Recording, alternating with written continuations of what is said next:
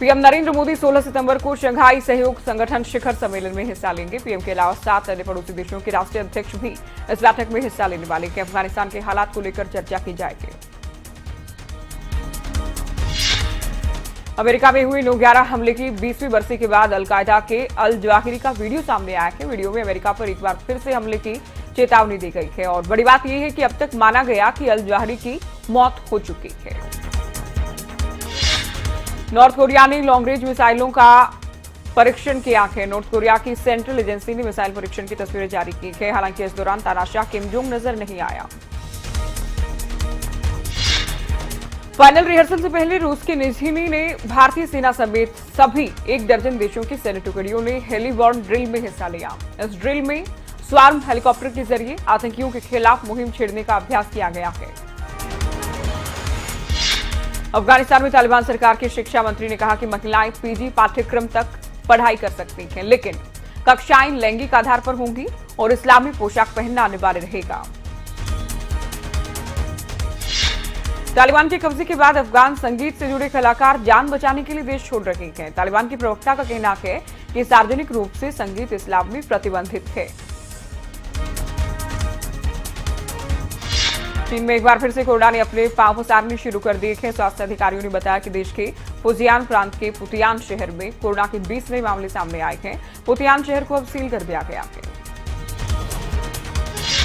देश में कोरोना को फैलने से रोकने के लिए बड़े पैमाने पर टीकाकरण कार्यक्रम चलाया जा रहा है। स्वास्थ्य मंत्रालय ने बताया कि देश में अब तक 74 करोड़ से ज्यादा वैक्सीन की डोज लग चुकी है और बीते एक दिन में 53,38,000 टीके लगाए गए हैं। कोरोना संक्रमण के नए मामलों में हालांकि गिरावट देखी जा रही है और पिछले 24 घंटे में 27,254 नए मामले सामने आए हैं। 219 लोगों की एक दिन में कोरोना से जान चली गई है। केरल में 24 घंटे में कोविड के 20,240 नए मामले सामने आए। एक दिन में 67 संक्रमित लोगों की जान चली गई है और प्रदेश में संक्रमण दर 17.51% हो गई है।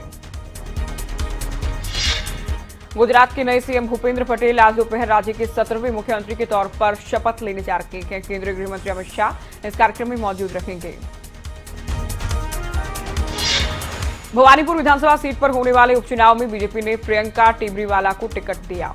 इस सीट से ममता बनर्जी चुनावी मैदान में हैं। अब ममता बनर्जी ने अपने चुनावी अभियान को तेज कर दिया है। मुख्यमंत्री अरविंद केजरीवाल ने चांदनी चौक के पुनर्विकास के बाद उद्घाटन करने वो पहुंचे। उद्घाटन के बाद सीएम ने कहा कि दिल्ली की पहचान पूरी दुनिया में चांदनी चौक से है। मुलायम सिंह यादव लंबे समय के बाद एक बार फिर से सक्रिय हो गए हैं, जिसके चलते मुलायम सपा के कार्यालय पहुंचे। कई पार्टी कार्यकर्ताओं से मुलाकात की। मुलायम सिंह ने कहा कि बूथ को मजबूत करो, बीजेपी वाले बूथ पर काम कर रहे हैं। कांग्रेस महासचिव प्रियंका गांधी का रायबरेली में दूसरे दिन का कार्यक्रम रद्द कर दिया गया है। वो सुबह भुएमहू गेस्ट हाउस में सीधा लखनऊ हवाई अड्डे पहुंची और प्रियंका दिल्ली के लिए रवाना इस दौरान हो गई है। नवजोत सिंह सिद्धू ने पंजाब के सीएम कैप्टन अमरिंदर सिंह को चिट्ठी लिखी है। चिट्ठी लिखकर सिद्धू ने किसान संगठनों के खिलाफ दर्ज एफआईआर वापस लेने की मांग की है। ये लंबी चिट्ठी खुद सिद्धू ने ट्विटर के जरिए शेयर की है। पेगासस मामले पर आज सुप्रीम कोर्ट में chief justice NV Ramana, justice Suryakant की बेंच सुनवाई करेगी। आपको बता दें कि 9 याचिकाओं पर 7 सितंबर को इस मामले में सुनवाई करते हुए केंद्र को अपना जवाब दाखिल करने के लिए समय दिया गया था। स्टेट बैंक ऑफ इंडिया ने कस्टमर्स के लिए नोटिस जारी किया है। नोटिस में कहा गया कि बैंक के ग्राहक पैन कार्ड को आधार कार्ड से लिंक कर लें। साथ ही कहा कि ग्राहकों के लिए 30 सितंबर तक की डेडलाइन दी गई है।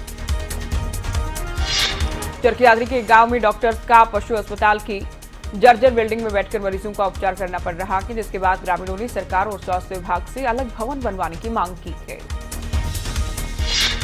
झज्जर में बाइक सवार 3 लोग कैंटर की चपेट में आ गए, जिनमें से एक की मौत हो गई। 2 लोग गंभीर रूप से घायल हो गए हैं और जिसके बाद घायलों को उपचार के लिए अस्पताल में भर्ती करवाया गया है। हिसार के शाहपुर में आपसी रंजिश के बाद कबाड़ी की दुकान करने वाले वीरेंद्र को जहरीला इंजेक्शन घोंप दिया गया है। आरोपी को पकड़ने की कोशिश की गई। आरोपी फरार हो गया।